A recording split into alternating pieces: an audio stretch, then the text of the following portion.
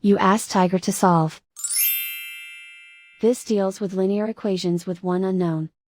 The final result is x equals -5/7.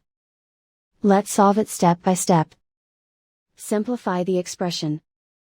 Break up the fraction.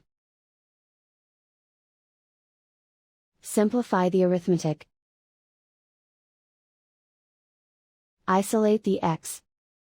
Multiply both sides by 7x. Expand the parentheses. Multiply the coefficients.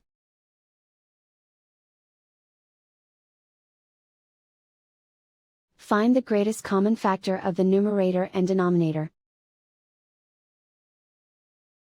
Factor out and cancel the greatest common factor. Multiply by 0.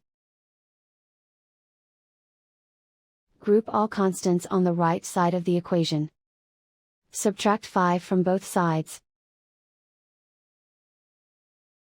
Simplify the arithmetic.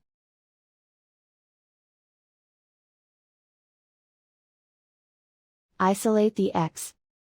Divide both sides by 7. Simplify the fraction. And so the final result is x equals -5/7.